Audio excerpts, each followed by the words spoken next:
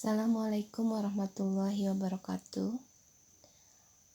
Alhamdulillahirrabbilalamin. Segala puji hanya milik Allah yang mengetahui segala lintasan di hati kita. Alhamdulillah Allah pertemukan kembali kita dengan bulan Ramadan, bulan penuh berkah. Mudah-mudahan kita bisa memaksimalkan ibadah kita di bulan suci Ramadan ini. Pada kesempatan kali ini, saya akan memaparkan kembali tulisan saya yang referensinya adalah kajian kultum yang disajikan oleh Kepala Kemenag Kabupaten Purwakarta di hari pertama puasa di bulan suci Ramadan tahun 1442 Hijriah. Seperti biasa, setiap tahun kami, keluarga besar Kemenag Kabupaten Purwakarta, mengadakan sholat duhur berjamaah, kemudian dilanjut tadarus.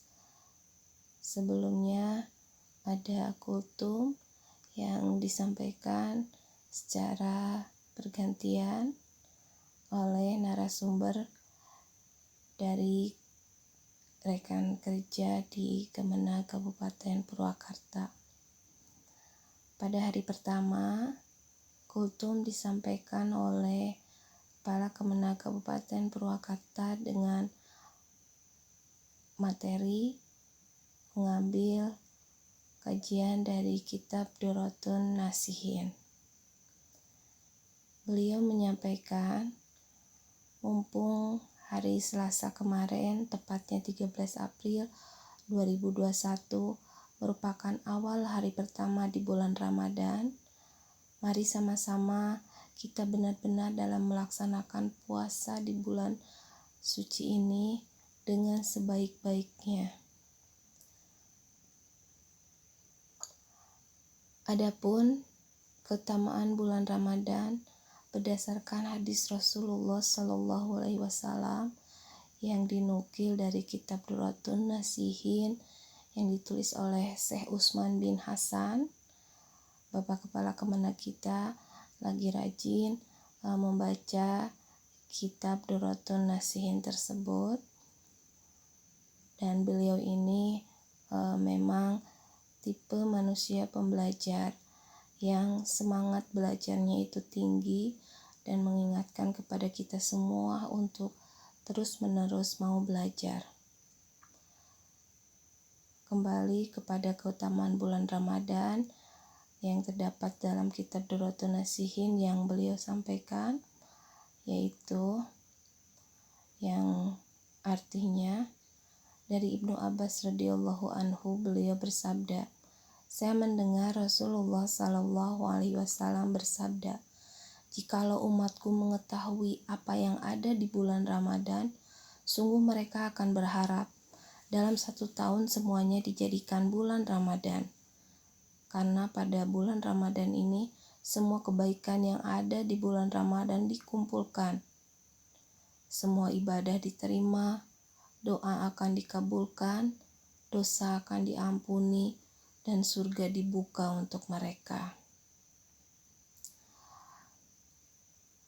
Barakallah, di bulan suci Ramadan ini doa banyak diijabah oleh Allah Subhanahu wa Ta'ala.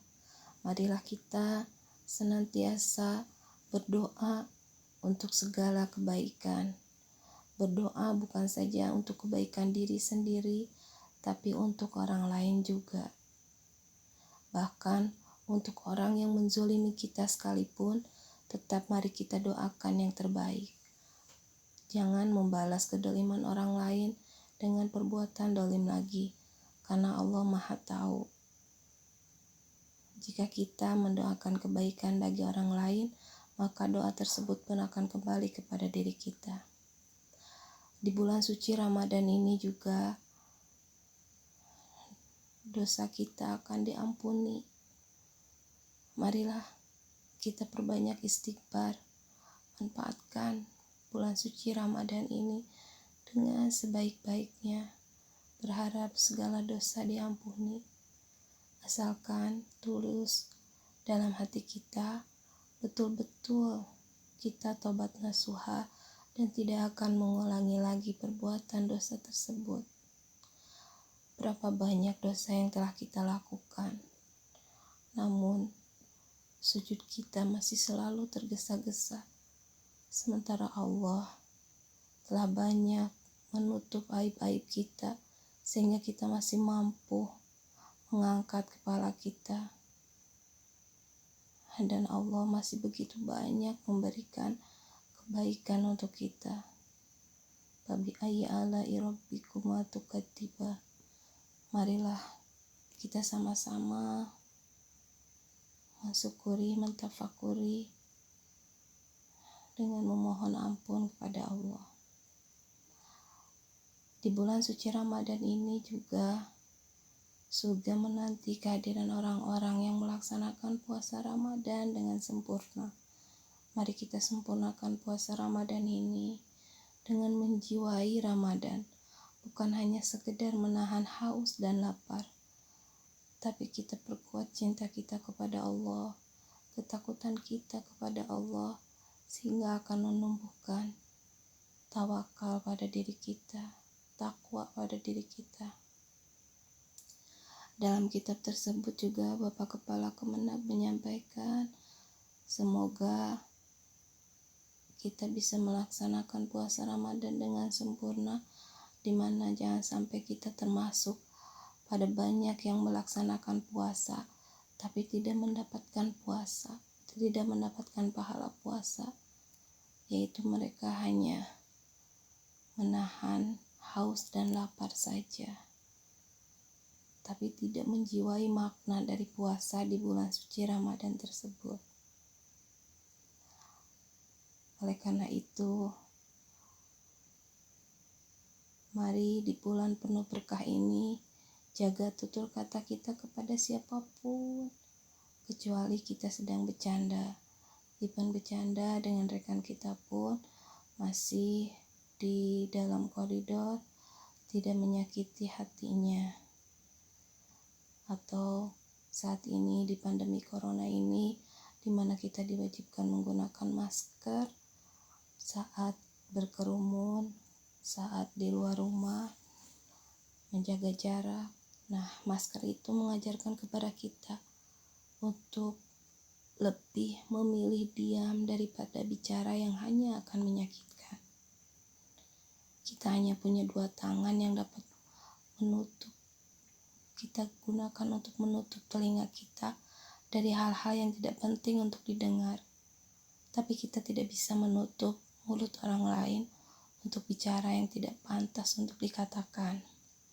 Sehingga mari kita jaga tutur kata kita agar tidak menyakiti perasaan orang lain.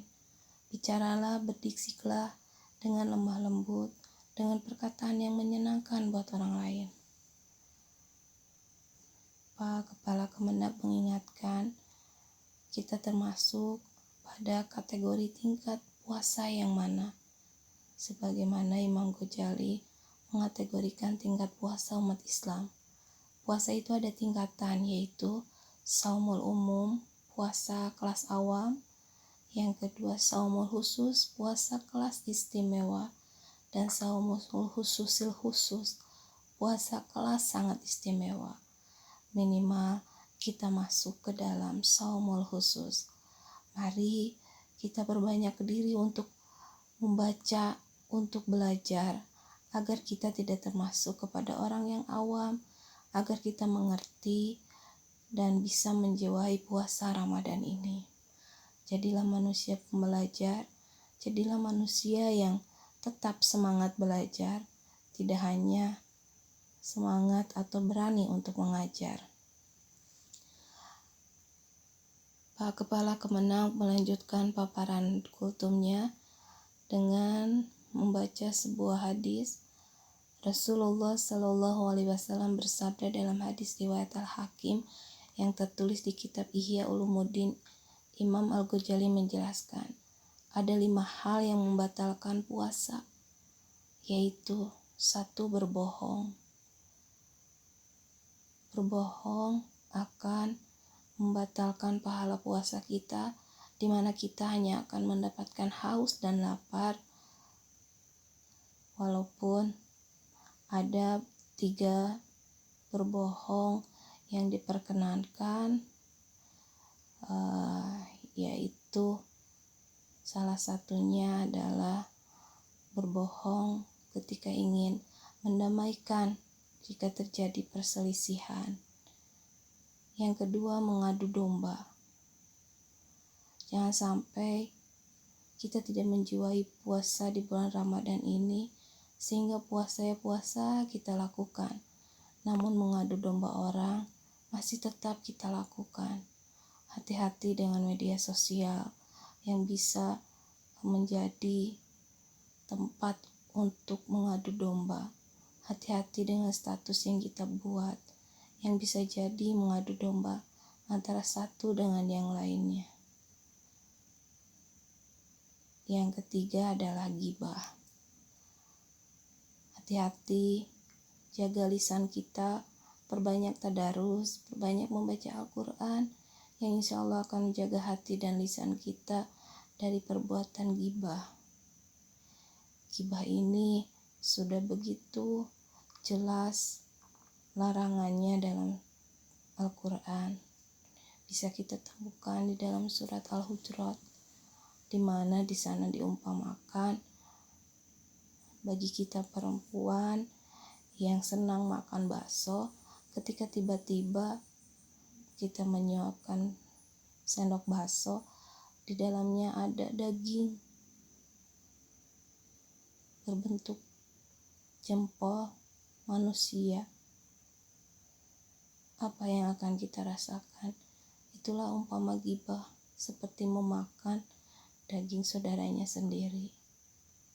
Janganlah kita selalu memperolok-olok orang lain, karena belum tentu yang diperolok-olok itu kita itu lebih bagus, lebih baik dari yang kita olok-olok. Marilah kita sibukkan memperbaiki diri kita sendiri, daripada mensibukkan diri untuk mengurus orang lain, karena orang lain juga belum tentu mau kurus. Yang keempat adalah sumpah palsu. Bersumpah palsu yang hanya akan membatalkan pahala puasa kita. Yang kelima, memandang dengan syahwat. Mari kita jaga pandangan, jaga wudhu kita, menghindari untuk salaman, bersentuhan dengan yang bukan muhrim.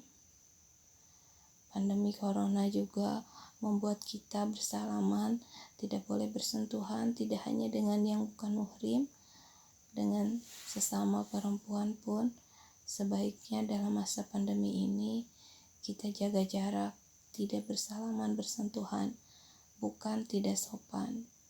Kembali ke memandang dengan syahwat seperti ini, mari kita jaga pandangan, mari kita jaga hati. Bersalaman dengan bukan muhrim sebaiknya tidak usah bersentuhan.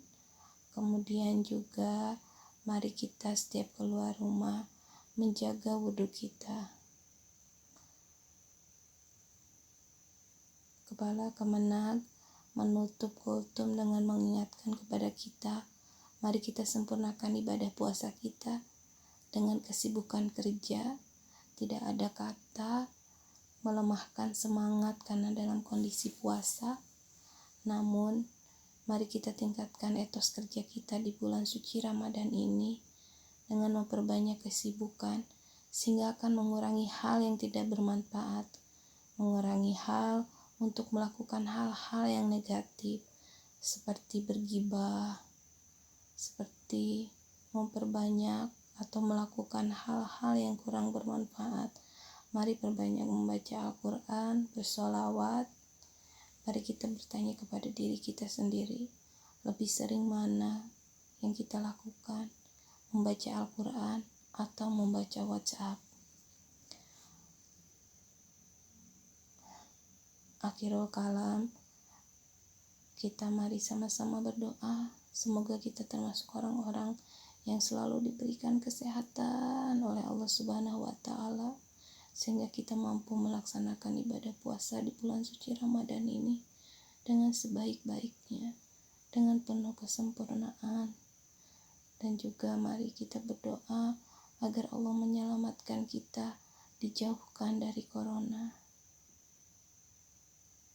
Begitulah paparan kultum yang disampaikan oleh Bapak Kepala Kemenag Kabupaten Purwakarta, Haji Munawir MAG. Mohon maaf, saya hanya menuliskan dan menyampaikan kembali. Semoga bermanfaat, khususnya untuk diri saya sendiri yang masih harus belajar dan belajar. Terima kasih. Wassalamualaikum warahmatullahi wabarakatuh.